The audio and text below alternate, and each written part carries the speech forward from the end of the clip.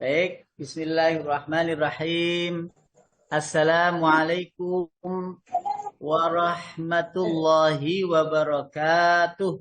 Waalaikumsalam warahmatullahi Warahmatullahi Alhamdulillahi wabarakatuh. rabbil alamin. Wabihi nasta'inu ala umurid dunya waddin.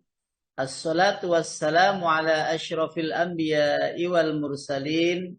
Sayyidina Muhammadin wa ala alihi wa ashabihi ajma'in. Qala rabbi shrah li sadri wa yassir li amri wahlul 'uqdatam min lisani yafqahu qawli. Qalu subhanaka la ilma lana illa ma 'allamtana innaka antal alimul hakim. Wa ba'du. Tentu yang pertama-tama adalah saya merasa terhormat diberikan kesempatan demi kesempatan untuk ikut bergabung di pengajian Asyifa online ini, sehingga saya ucapkan terima kasih yang tak terhingga kepada Bapak Kiai Haji Soekardi dan seluruh pengurus Asyifa yang dirahmati Allah. Semoga tentu atas karunia Allah kita berjumpa, atas karunia Allah kita dipertemukan. Karena tentu banyak yang tidak dipertemukan oleh Allah kepada kita. Itu tentu saja atas karunia dan kehendaknya kita ini berjumpa untuk saling menjadi saksi bahwa pagi ini kita ngaji dan ngaji. Tentu rasa syukur kedua adalah tetapnya iman yang ada di hati. Karena dengan itu kita bahagia dalam kondisi apapun, keadaan apapun, kita tetap bahagia, senang. Tidak gampang sedih, tidak gampang putus asa. Itu adalah kekuatan iman yang ada pada diri ini. Bersyukur yang ketiga, bahwa karunia Allah itu tak terhingga. Karena dengan karunia itulah jangan diabaikan. Kita harus senang dan bahagia. Dengan senangnya dan bahagianya kita itu membuktikan kita telah menikmati nikmat dan karunia tak terhingga itu. Jadi tidak lantas, tidak layak kita itu sedih saking banyaknya nikmat. Lalu ketika kita bahagia, senang dengan nikmat dan karunia Allah, maka Allah tambah lagi. Karena kita senang dengan nikmatnya sebagai bentuk rasa syukur kita kepada Allah. Sehingga jangan sedih. Karena sedih itu menandakan kita itu tidak bersyukur kepada Allah. Dan tidak kalah penting, Bapak Ibu yang saya hormati semuanya peserta ngaji, rasa syukur saya kepada panjenengan semuanya, panjenengan rawuh hadir untuk memberikan persaksian kepada saya bahwa pagi ini saya ngaji dengan panjenengan, sehingga nanti kalau umpamanya diapa-apakan saya di akhirat itu jam-jam sekian ini, panjenengan jadi pembela saya, saksi saya ngaji pagi ini. Mudah-mudahan Allah karuniakan kita semuanya karena karunia ridhonya fit dunia wal akhirah. Salawat dan salam semoga tetap terabadikan kepada junjungan kita Rasulullah Muhammad sallallahu alaihi wasallam.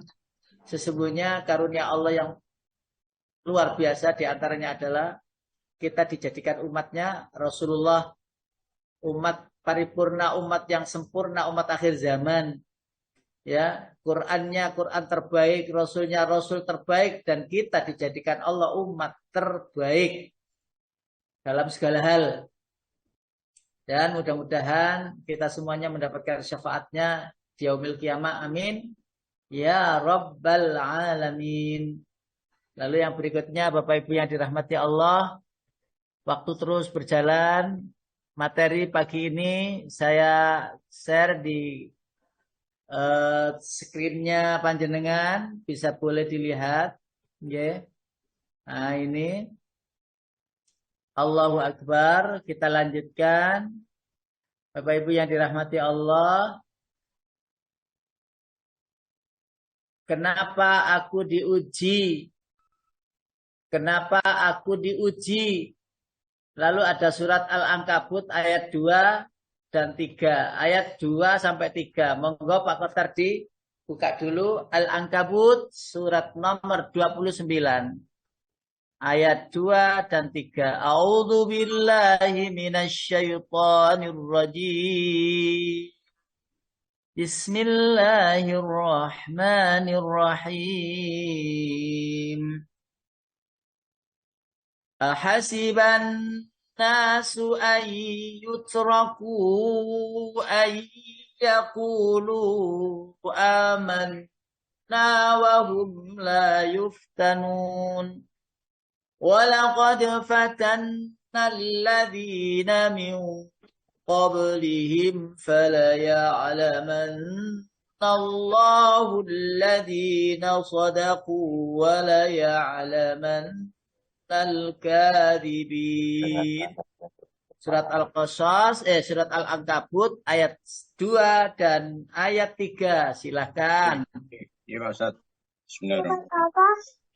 Apakah manusia mengira bahwa mereka akan dibiarkan hanya dengan mengatakan, kami telah beriman, dan mereka tidak diuji? Dan sungguh kami telah menguji orang-orang sebelum mereka, maka Allah pasti mengetahui orang-orang yang benar dan pasti mengetahui orang-orang yang dusta. Bapak Ibu yang dirahmati Allah, nun sewu. Namanya ujian itu mulai Nabi Adam dulu. Ketika masih di surga itu sudah diuji. Ya, ujian itu adalah tidak boleh mendekati pohon khuldi. Ya, ujian hanya satu itu dalam keadaan ya menikmati indahnya surga lalu terpelanting Nabi Adam ke dunia karena ujian itu tidak lulus.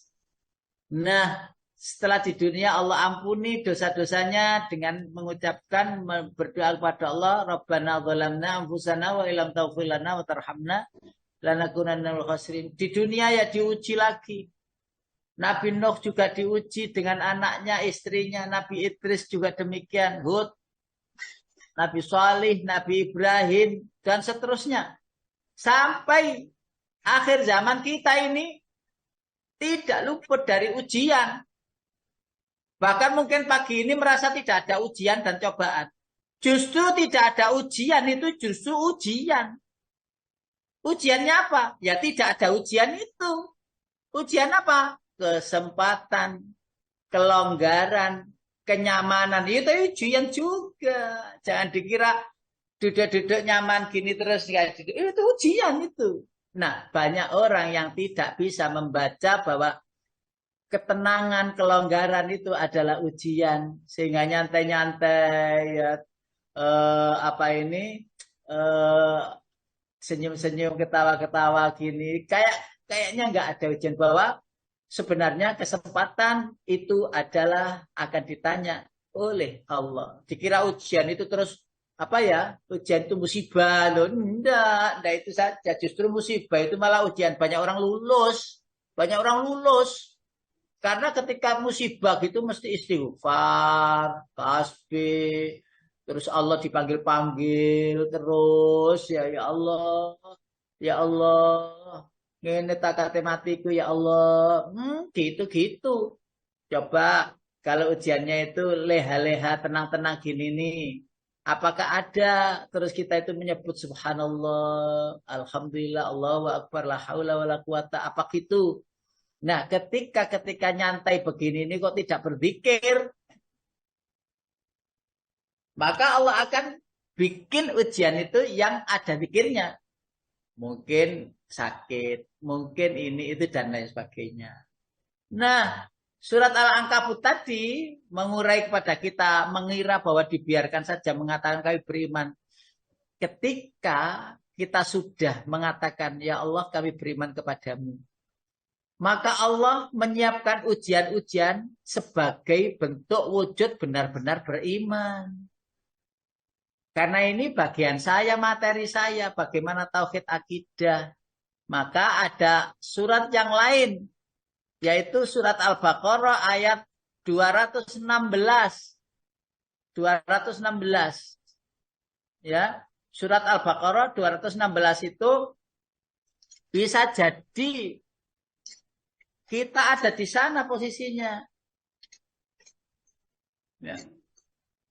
Asa antakrahu wa asa antakrahu syai'an wa huwa khairul lakum wa asa antuhibbu syai'an wa huwa syarrul lakum wallahu ya'lamu wa antum la ta'lamun. 216 surat nomor 2 yaitu surat Al-Baqarah. Monggo boleh diterjemahkan agar semuanya mendengarkan. Diwajibkan atas kamu berperang, padahal itu tidak menyenangkan bagimu. Tetapi boleh jadi kamu tidak menyenangi sesuatu, padahal itu baik bagimu. Dan boleh jadi kamu menyukai sesuatu, padahal itu tidak baik bagimu. Allah mengetahui sedang kamu tidak mengetahui. Sering sih ayat ini kita dengar. Sering ayat ini kita dengar. Artinya begini Bapak Ibu. Di situ ada awal ayatnya kutiba alaikumul qitalu wa huwa kurhul lakum. Lah qital kan enggak ada. Sekarang ini kita kan masanya tidak masa qital, tidak masa perang. Ya mungkin suatu saat nanti ada perang lagi. Maka di situ ada kata perang yang bermakna al-jihadu fisabilillah. Lah jihad itu banyak maksud maknanya. Bisa jadi engkau mencari ilmu yang tepatnya jauh, itu kamu tidak suka. Bisa jadi orang yang tempatnya dekat dengan sumber ilmu pengetahuan. Di sampingnya mungkin ada masjid yang sering ada pengajiannya. Lalu kenapa tidak datang? Loh, itu ujian bagi kita semuanya.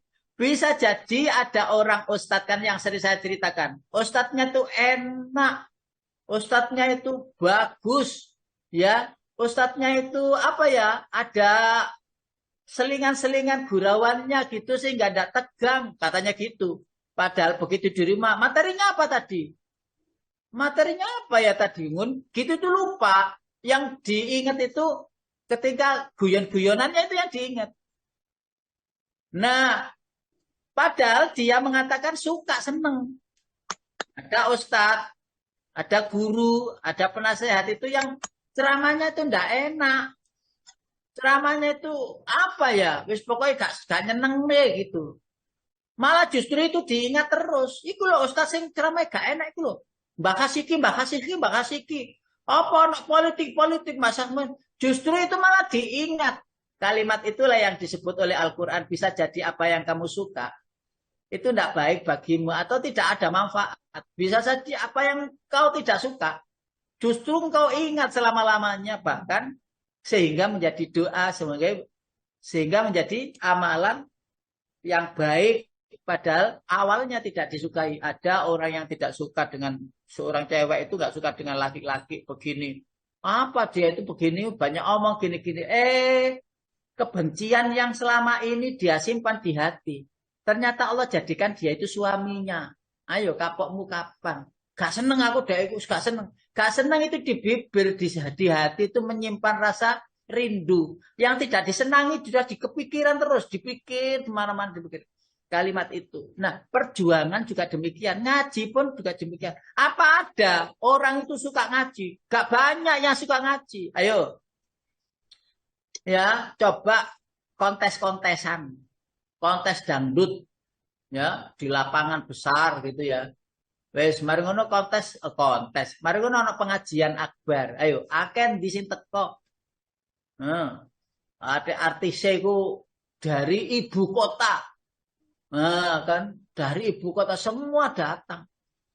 Nah, ketika pengajian akbar diadakan di masjid tidak penuh. Difasilitasi Allah untuk online saja tuh ya kadang eling, kadang lali. Jadi gak dilingkari jam sakmene wis kudu ngaji. Nah, itu perjuangan. Nah, bisa jadi apa yang tidak engkau suka justru baik bagimu. Justru baik. Yang tidak disukai justru baik. Loh. Karena itu tidak boleh orang per orang kita pilih-pilih yang CS. Tidak boleh. Bisa jadi orang yang tidak kamu bayangkan. Itu justru dia itu pertama kali yang ngapunten. Umpamanya dalam keadaan sakit. Loh, datang. Pertama kali yang datang ke rumah sakit itu dia. Padahal nggak begitu dia sukai orang itu. Pernah kan terjadi orang Yahudi yang suka meludahi Nabi itu.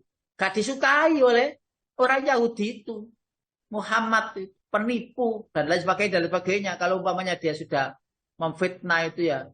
Loh, yang datang justru orang yang nggak disukai itu ke rumah. Ayo, malu kan?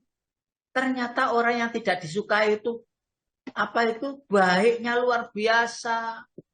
Santun, akhlaknya mulia.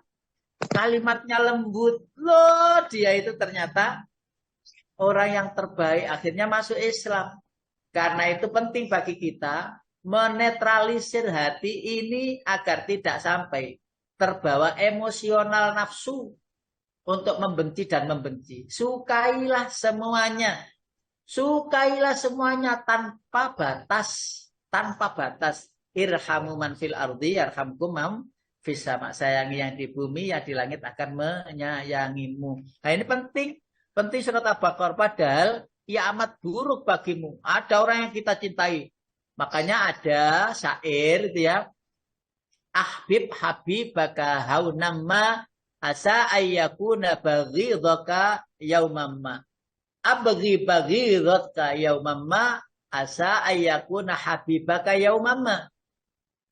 Ya, bencilah sesuatu itu biasa-biasa saja. Ya gak suka ya sudah gak suka. Tapi jangan terlalu dalam. Bisa jadi apa yang tidak engkau suka, yang engkau cintai nanti akhirnya.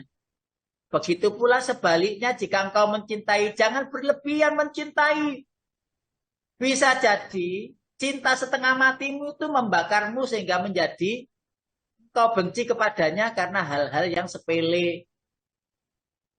Karena itu Bapak Ibu yang dirahmati Allah, biasa saja mencintai, biasa saja membenci. Nah, yang wajib nomor satu yang tertinggi kecintaan adalah ayyakunallaha wa rasulahu ahabba ilaihi mimma siwahuma. Cinta kepada Allah dan Rasulnya di atas segala-galanya. Itu yang akan membuat hati kita damai. Ya, hati kita damai. Walaupun saya mungkin belum bisa menyampaikan di forum ini ya, bagaimana yang namanya hikmat, bagaimana yang namanya nur, cahaya, Muhammad, cahaya hati. Kalau ada pertanyaan begini mungkin panjenengan ya rada bingung jawab. Kita mengingat Allah, ayo kita mengingatnya Allah. Apa yang diingat? Wong kita itu tidak pernah ketemu. Lah bagaimana cara mengingat loh? Itu pelajaran yang ya mungkin harus datang, tidak saya sampaikan di forum begini, ini harus berhadapan karena ini materi-materi yang penelusurannya harus lembut nggih Pak Kodan nggih. Tidak bisa kita Insyaallah begitu. Tidak bisa kita nyampaikan di forum yang umum begini, ini harus ketemu dan harus diproses. Bagaimana cara mengingat Allah padahal kita tidak pernah melihat Allah. Mengingatnya gimana? Maka mengingatnya itu harus diproses, harus ini sampai apa sih roh, terus membahas tentang tidur, membahas tentang mimpi, kenapa kok ada mimpi dan lain sebagainya. Mimpi itu bagaimana sih? Rohnya lepas ke badan kita itu loh, ada di pembaringan, tidur di pembaringan. Tapi kita itu merasa sudah makan, sudah berjalan-jalan, pergi loh. Yang pergi tadi itu siapa? Loh gitu itu agak ada penelaahan yang itu tidak mungkin disampaikan di forum ini ya. Kita nyampaikan yang ringan-ringan saja. Jadi itu namanya ngaji hikmah yang itu menjadi penerawangan ya bahwa hati kita ini badan kita dan roh kita ini adalah cahaya-cahaya itu. Baik, kita lanjutkan surat Al-Baqarah ayat 286.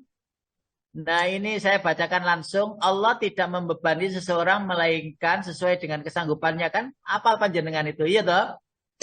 Karena sering la yukallifullahu nafsan illa wus'aha. Allah tidak membebani seseorang melainkan sekemampuannya. Ini ada rasa frustasi.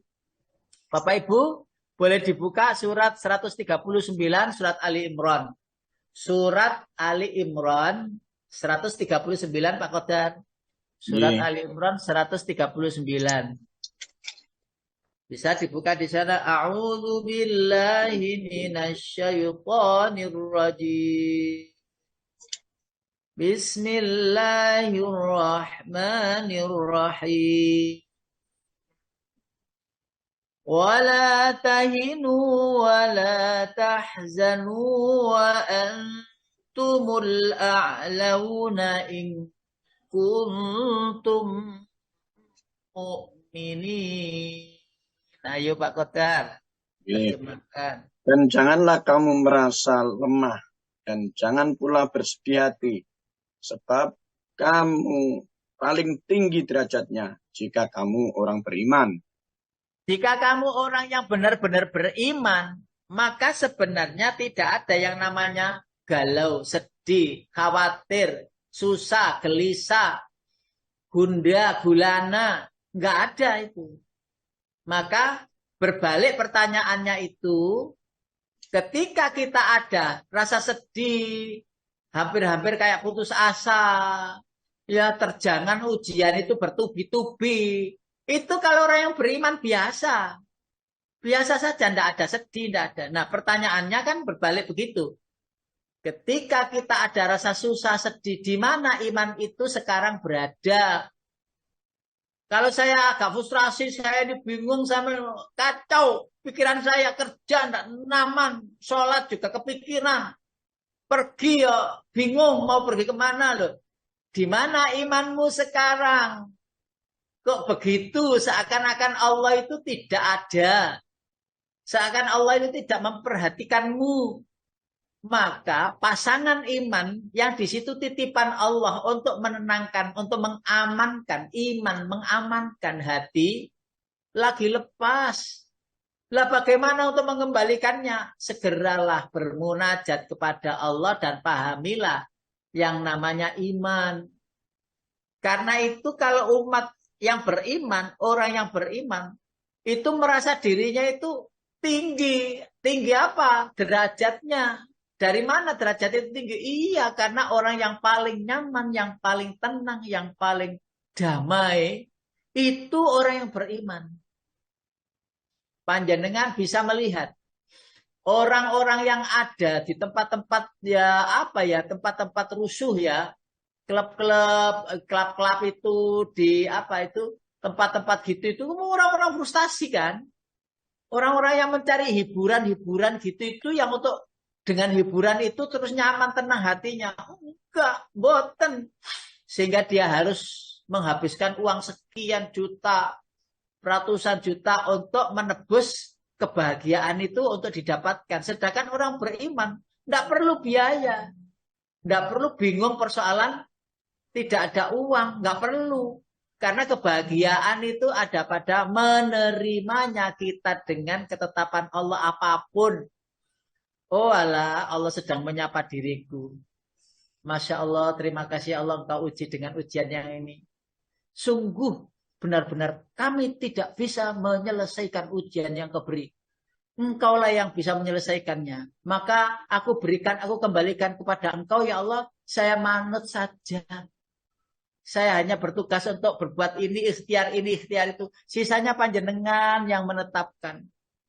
Ikhtiar kita dapat pahala. Pasrahnya kita yang namanya tawakal kepada Allah itu pun juga berpahala. Enak orang yang beriman itu. Mengembalikan sesuatu itu nyaman saja. Jadi nggak ada orang yang nggak ada ujian, nggak dapat ujian itu. Makanya di awal tadi saya sampaikan, nggak ada ujian itu loh. Justru ujiannya di situ. Nggak ada ujian. Jadi ujian itu kan ketika kita diuji dengan sesuatu, kita selesaikan ujian itu adalah untuk menuju ujian berikutnya. Ujian berikutnya kok selesai, menuju ujian berikutnya. Ujian berikutnya selesai, menuju ujian berikutnya. Kok merasa tidak ada ujian? Disitulah ujian yang paling berat. Longgarnya, lowongnya, bebasnya kita, nggak ada masalah-masalah. Itu justru ujian yang paling berat. Sering melalaikan dan menggelincirkan kita menjadi orang-orang yang lupa kepada Allah. Wes, sekali lagi, kalau panjenengan ada ujian masalah ini, senenglah. Itu cara menghadapinya. Nah, seneng itu bisa kita rasakan atau kita aplikasikan di hati jika tahu ilmunya. Kita lanjutkan. Itu tadi surat Al-Imran. Janganlah kamu bersikap lemah. Dan jangan pula kamu bersedih hati padahal kamulah orang-orang yang paling tinggi derajatnya. Jadi ini Allah loh yang mengatakan. Sekali lagi Allah yang mengatakan bahwa kita pada posisi tinggi derajatnya. Nah, yang berikutnya Bapak Ibu yang dirahmati Allah, kita sambungkan ke bagaimana cara harus menghadapinya. Nah, ini bagaimana aku harus menghadapinya. Nah, ini penting. Nah, untuk mengelolanya ini sekali lagi jangan dilepas dulu iman itu. Dan jangan selama-lamanya jangan dilepas iman itu. Biarkan ada di hati. Sudahlah, panjenengan mau lari kemana? Menghindari ujian Allah. Enggak, ayatnya kan jelas. Wala nabluwannakum bisyai'im minal khawfi wal ju'i wa naqsim minal amwali wal anfusi wat tamarat wa basyiri sabirin. Itu ya. Jadi bertubi-tubi ini. Wah, banyak. Tapi kita orang yang beriman. Apalagi ngaji. Neng Asifah iki wis gak karu-karuan suwe ini lawase. Lah kok jen nesuan, lah ono apa-apa gampang temperamen, tahu-tahu palanya itu menjadi tegang gitu, akhirnya dicek-cek tes-tes, ternyata tensinya naik, ya. Akhirnya terus pusing kepala, ya. Kenapa? Karena ya namanya karunia Allah itu diberikan kepada siapa saja ya Allah yang kehendaki. Tetapi kan kita harus ikhtiar, ya ngaji pagi ini, apa sih oleh ngaji pagi ini? Ayo sih kita sabar. Ayo sih kita nyantai. Maka ngapunten ya. Ngapunten mau lahir batin ya. Ketika kita itu tegang dalam persoalan dunia. Tegang persoalan dunia. Bayu saya nggak ngarani seorang per orang ya. Nggak nuduh orang per orang. Ketika orang itu ngapunten. Ubannya itu loh Bapak Ibu. Ubannya itu kok muncul hanya sebagian-sebagian ubannya itu. Padahal dia usianya sudah 60, 70 gitu. Kok ubannya itu tidak nampak ya gitu. Ubannya tidak nampak. Gitu itu biasanya orang itu nggak pernah mempersoalkan persoalan dunia. Jadi awet gitu kepalanya itu tidak pernah pusing, nggak pernah ngeluh, nggak pernah tegang, nggak pernah ruwet gitu. Akhirnya awet. Nggak kemerungsung gitu loh, nyantai orangnya biasanya. Ngapunten ya, ini penelitian loh ya, saya dapat kemarin. Biasanya awet, ubannya nggak terlalu banyak gitu ya. Aku gak ngarani ubannya sing akeh, aku sering tegang ya nggak ngarani. Nggak ngarani, tapi ngapunten ini ya namanya penelitian ya. Orang itu kalau masalah dunia itu sudah biasa-biasa, itu mulai muda gitu, biasa-biasa. Gitu biasanya rambutnya awet, ubannya tidak terlalu banyak. Tapi kok ubannya itu kok banyak, padahal usianya itu SMP, SMU gitu ya. Itu biur banyak ubannya. Itu sering memikirkan hal-hal yang apa ya? Memikirkan hal-hal yang tidak perlu dipikirkan terlalu dalam. Ya umur 50 itu sudah banyak ubannya gitu. Ya ini penelitian ya nggak dipastikan ya. Tetapi itu perlu kita untuk kita pikirkan bersama. Turunan. Ya. Ayo, anak sing keturunan, anak sing apa, dan lain sebagainya. Nah, Bapak Ibu yang dirahmati Allah, lalu kemudian kita mencoba untuk surat Al-Imran ayat 200. Surat Al-Imran ayat 200 itu sudah kita hafal loh Bapak Ibu. Al-Imran surat ketiga ayat 200. Itu ayat yang terakhir, panjenengan mesti sering mendengarnya. Bahkan mungkin banyak yang hafal. Ya ayyuhalladzina amanu sabiru wasabiru warabitu wattaqullaha la'allakum turhamun. Tuflihun. Iya. Wattaqullaha la'allakum tuflihun. Allahu akbar walillahil hamd. Masyaallah. Langsung Pak boleh diterjemahkan. Wahai orang-orang yang beriman, bersabarlah kamu dan kuatkanlah kesabaranmu dan tetaplah bersiap siaga di perbatasan negerimu dan bertakwalah kepada Allah agar kamu beruntung.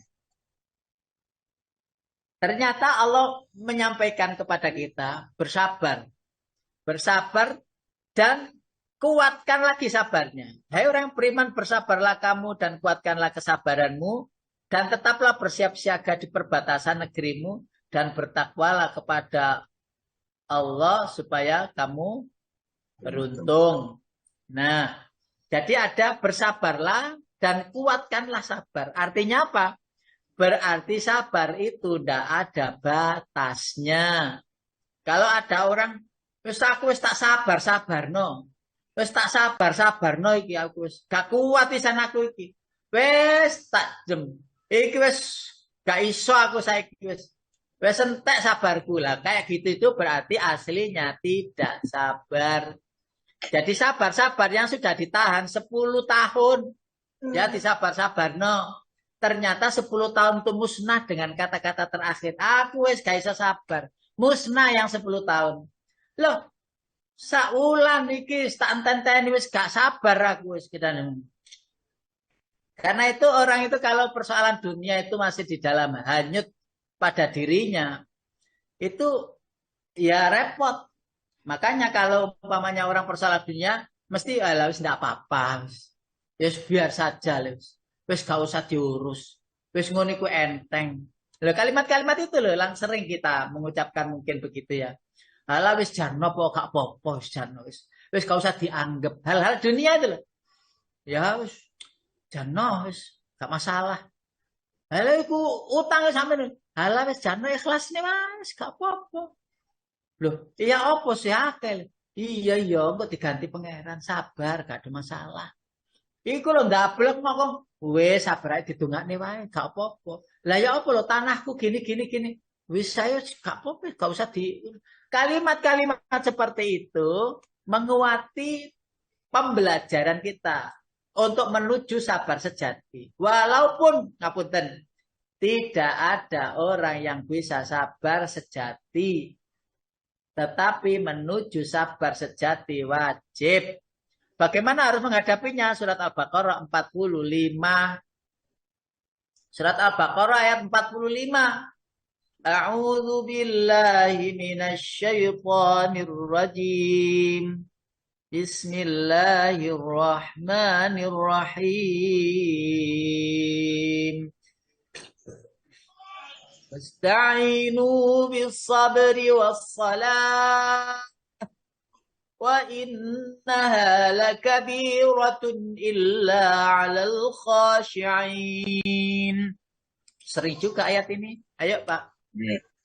Dan mohonlah pertolongan kepada Allah dengan sabar dan sholat.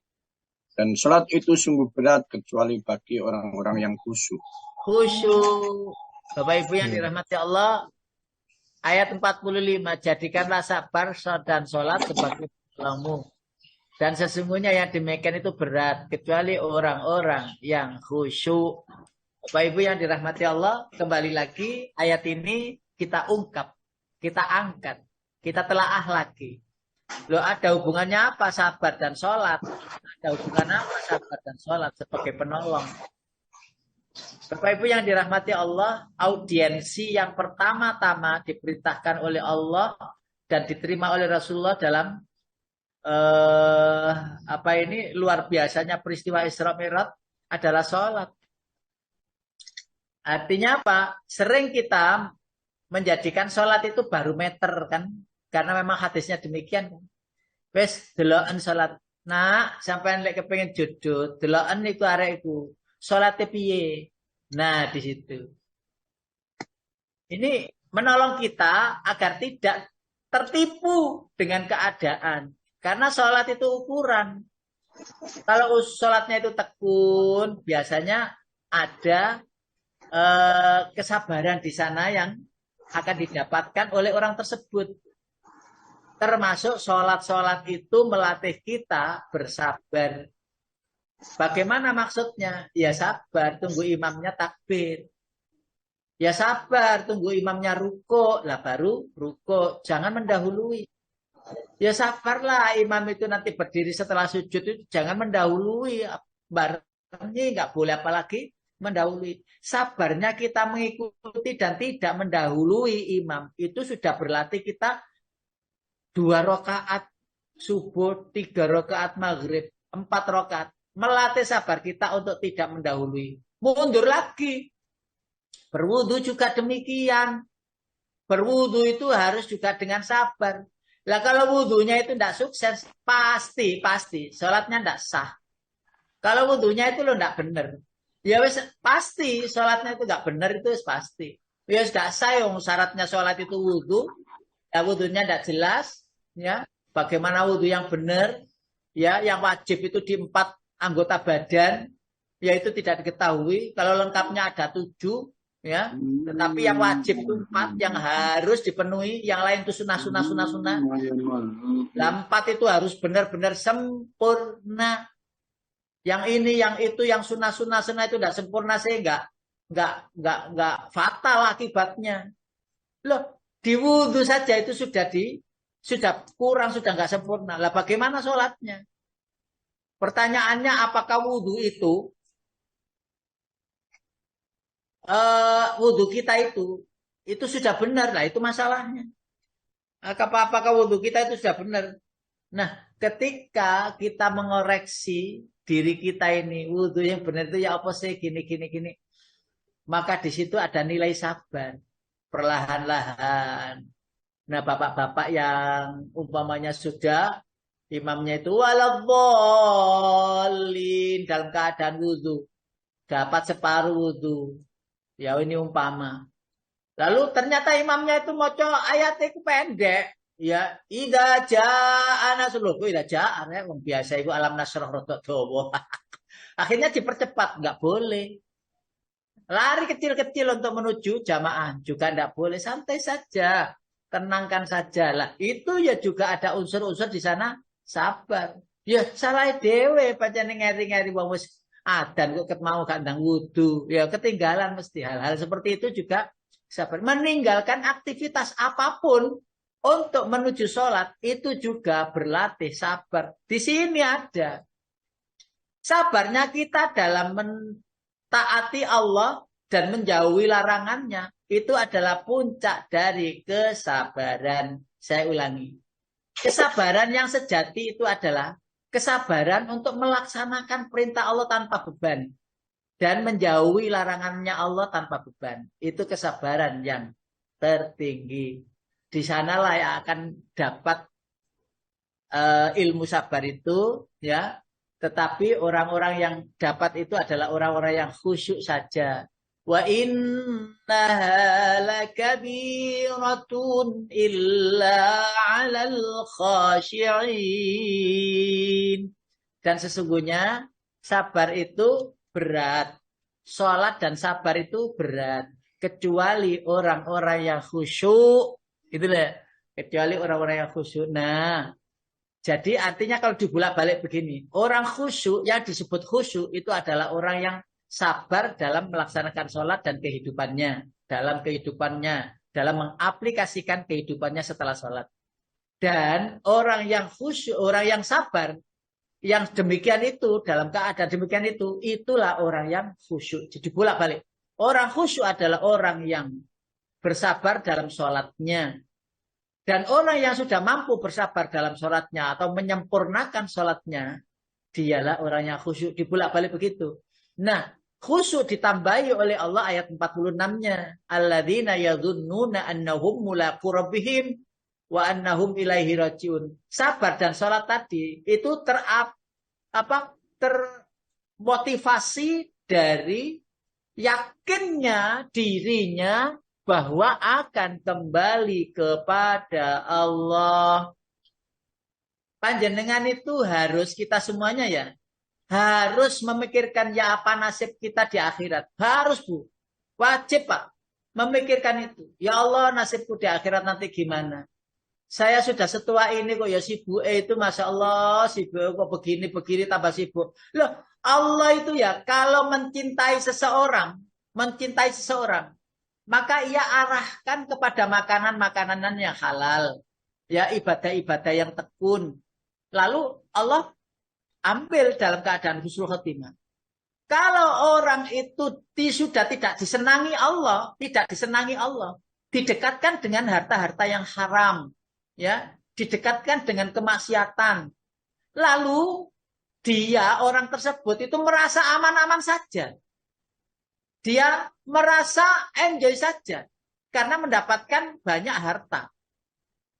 Lalu Allah kirim kepadanya itu setan untuk menjaga hartanya dan membayangkan, membuat orang itu terbayang bahwa Anda apa-apa nanti istighfar, nanti mohon ampun kepada Allah, di akhir-akhirnya nanti saya istighfar kepada Allah. Loh, iyalah kok begitu? Ya kalau Allah nanti itu memberikan kita kesempatan bertaubat. Karena setan itu terus membayangkan begitu dan itu ada khayalan dan bayangan. Sudahlah, enggak apa-apa. Masih lama hidup, umurnya 50 tahun kok. Enggak ada masalah. Nanti umur-umur 60 lah pensiun lah. Nanti gini dan sebagainya. Enggak apa-apa. Wes. Istighfar Allah lu maha pengampun. Diojok-ojok begitu. Agar kita nyantai dengan umur. Loh, setelah itu belumlah ia mengetahui ilmu yang baik, yang benar. Belumlah bisa beramal yang sempurna, yang tuntas, yang totalitas. Belum. Lalu Allah mengambilnya dengan caranya. Maka disinilah Allah melalui Rasulnya mengingatkan. Hei, usiamu sudah 40 tahun loh yo. Ayo menuju akhiratnya. Artinya separuh usia sudah jalan. 40 tahun itu kan sudah lebih dari separuh. Itu ayo segera ngaji-ngaji. Ya. Bahasa kita sekarang milenial itu aja nyekeli HP. Ayo. Ya. Biar aja ada HP. Ada jam-jam yang itu jamnya kita untuk Allah. Atau jam Allah untuk kita. Jam berapa menyapa Allah. Status dibikin. Jam sekian-sekian HP off. Karena ini jam untuk Allah.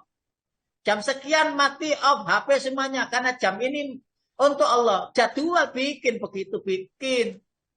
Jam 12 off untuk Allah. Sampai atau jam 1 malam itu sampai jam 3. Off. Nanti menjelang subuh ada on-nya sebentar. Wes sudah itu sampai pagi. Sampai subuh ya di off-kan. Karena jatahku untuk Allah. Jatahku untuk bermunajat kepada Allah. Ada jatah untuk manusia, untuk hablum minan nas. Kasih jadwal jam sekian, begitu. Sehingga, ya,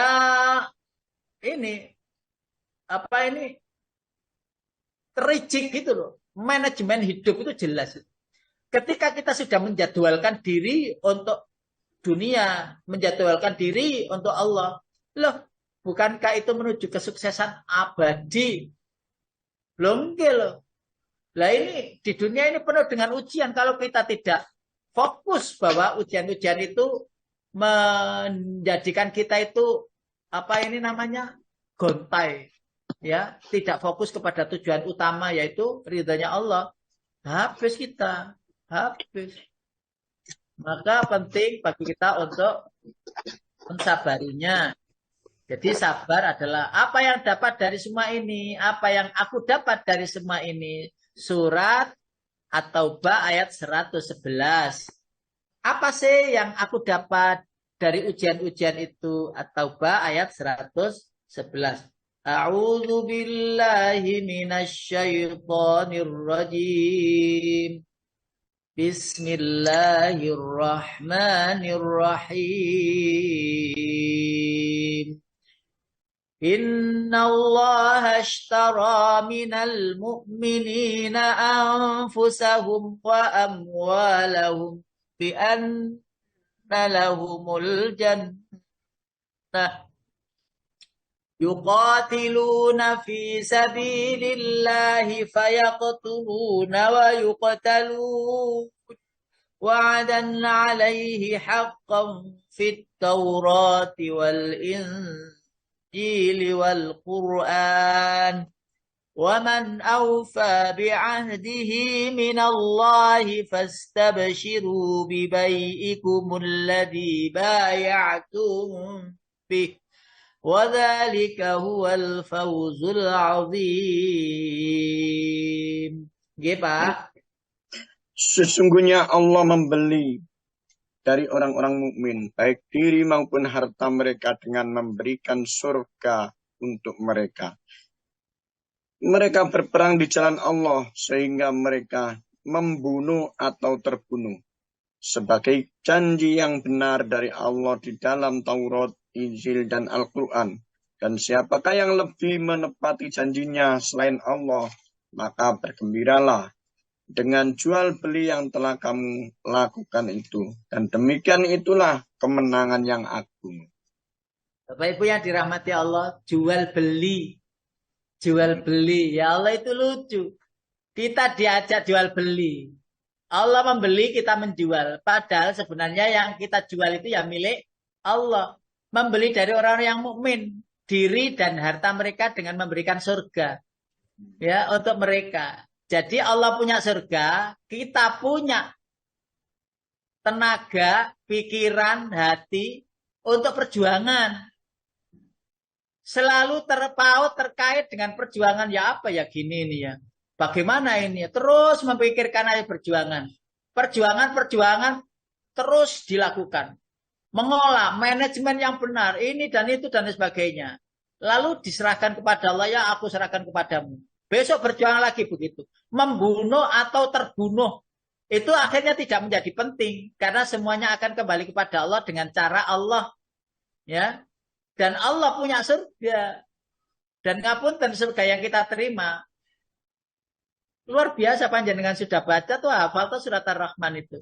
Wa min dunihi majannatani fa bi ayyi ala'i rabbikuma tukadziban. Selain surga yang didapat orang yang beriman itu, ada dua surga lagi loh coba. Wa min dunihi majannatani. Dan selain surga yang kamu tempati itu dua surga lagi, subhanallah. Artinya kalimat ayat ini disampaikan kepada kita. Lalu kita memilih yang mana yang akan kita pilih, itu terserah kita, dibebaskan untuk memilih. Silahkan. Kenapa? Atau siapa aku berharap? Kepada siapa aku berharap? Kalimat ini kita akan sampaikan. Kepada siapa kita berharap? Surat At-Taubah ayat 129. Lalu kepada siapa aku berharap? Cobaan-cobaan begini. 129 surat At-Taubah surat yang ke-9 itu menyempurnakan materi kita. Langsung Pak Kodar diterjemahkan. Ini. Maka jika mereka berpaling dari keimanan, maka katakanlah Muhammad, cukuplah Allah bagiku. Tidak ada Tuhan selain Dia. Hanya kepadanya aku bertawakal. Dan Dia adalah Tuhan yang memiliki ars, yakni singgasana yang agung. Allahu Akbar walillahil hamd. Sesungguhnya tidak ada yang bisa kita miliki di dunia ini. Bahkan diri kita sendiri, roh kita. Jasad kita itu mati Bapak Ibu. Jasad kita ini cloning dari bentuk tanah yang dihias oleh Allah menjadi tubuh, kulit, daging, darah, dan lain sebagainya. Dihias oleh Allah. Jadi itu aslinya cloning bentuk lain dari tanah yang kita injak-injak itu. Lalu Allah jadikan tanah itu berbentuk seperti kita manusia. Lalu manusia itu bisa berjalan dan bergerak itu karena ada roh. Yang itu adalah cahaya Allah, milik Allah. Rohani yang ditiupkan kepada manusia di tubuhnya. Yang akhirnya tubuh itu bisa bergerak-gerak dan berpikir. Lalu Allah bekali yang namanya afidah, relung hati. Ya, yang itu di sana ada petunjuk-petunjuk tentang hal-hal yang tak tampak. Dan diberi mata untuk petunjuk-petunjuk hal-hal yang nampak. Jadi mata rohani dengan mata jasmani harus disatukan. Ketika mata jasmani itu melihat sesuatu ayat-ayat Allah, lalu mata batinnya itu bergerak untuk meyakininya. Dan disitulah rohani itu menjadi senang, bahagia karena diajak berpikir dan menjadi rohani yang disebut nafsul mutmainnah itu. Akhirnya jadilah damai, tenang, nyaman. Itu karena mata rohani, batin, jasmani dengan hati hati rohani dengan hati jasmani menyatu. Pandangan lahir kita yang namanya mata itu sambung dengan pandangan rohani kita yang namanya absar itu. atau basor itu. Disitulah yang nanti menjadi istimewa tanah yang berbentuk badan kita ini. Tanah yang berbentuk badan kita ini jadi istimewa itu karena apa? Rohaninya itu diajak, disatukan oleh badan itu untuk mengingat Allah, mencintai Allah, mengolah ayat-ayat Allah atau memikirkan ayat-ayat Allah. Lah, jasmani yang dari tanah itu, jadinya badan ini, tanah yang berbentuk badan ini istimewa. Disitulah dihormati oleh tanah-tanah yang ada, yang tak tercipta untuk jadi manusia. Sehingga kalau di alam kubur tanah itu meluas. Bukankah sering ada cerita tanah di dalam kubur atau makam itu menyempit, gitu? Ya, di hadis-hadis itu loh Bapak Ibu. Itu menyempit, meremukkan badan-badan, tulang-tulang itu. Karena apa? Tanah itu gemes. Ini kok kafir nih. Kafir ini diremet-remet, dihancurkan sehingga baru aja dimakamkan, dibuka lagi karena ada sesuatu yang ganjil ya, dibuka itu hancur badannya sudah. Nah, bukankah ada yang dibuka kainnya masih karena tanah pun juga menghormati dirinya. Loh, wong kamu barang dari tanah saja kok bisa menjadi unggul, lebih unggul dari malaikat. Loh, kan luar biasa begitu itu. Nah, kita itu menuju untuk menjadi seperti itu loh Bapak Ibu. Menjadi seperti itu. Lah, lalu banyak yang bertanya, iya Ustadz kok angel ya, jadi sabar itu ya. Kok angel ya, ikhlas itu. Ya pacarnya angel kan karunia Allah semua itu. Karena itu mintanya kepada Allah. Kalau kita mandiri nggak betul sakit, nggak bisa. Mandiri jadi sabar, betul sakit. Ada orang kok temperamen, ya ojo dilok nih, pancene manusia itu sifatnya modalnya memang temperamen gitu. Halua, wa idza masau syarru jazua, wa idza masau khairu manua dan sebagainya. Ajula ya, wa kanal insanu ajula. Ya sifat-sifatnya ada. Ya ndak usah diseneni. Lah kita saja yang menenangkan diri. Ojo melok-melok, nesu-nesu, marah-marah, enggak usah ikut-ikut. Ya sudah tenang. Dan Allah menyukai orang yang hatinya tenang. Itu, jadi cukuplah bagiku tidak ada ilah selain dia, hanya kepadanya aku bertawakal. Kepada Allah Bapak Ibu. Dan tidak ada yang lain. Lalu ada kata-kata aku tak dapat bertahan lagi. Aku tidak dapat bertahan lagi. Aku sudah nggak mampu. Aku tidak, memang gitu ya. Ini klimaks dari sebuah sebuah rintihan seseorang yang ujiannya itu bertubi-tubi terus menerus. Ya Allah, mari ngene. Iki wis mari ngene maneh. Iki mari. Ya Allah, aku tak dapat bertahan lagi, ndak mampu aku menyelesaikan. Ya Allah, sing siji ngene. Anak sing sana itu gini. Sing iki yo ngene pisan. Wes iki opo dan sebagainya. Rintihan.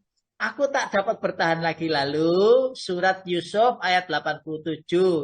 Ini ada terjemahannya. Dan janganlah kamu berputus asa dari rahmat Allah. Sesungguhnya tiada berputus asa dari rahmat Allah. Kecuali orang kafir. Bapak Ibu kita nggak mau dong. Ya disebut orang kafir. Nggak mau dong disebut orang kafir. Orang kafir itu apa? Orang yang putus asa dari rahmat Allah. Loh. Allah itu loh maha kuasa dan pemilik segalanya. Ya sudah wadul ya Allah. Masalah ini saya benar-benar tidak mampu menyelesaikannya.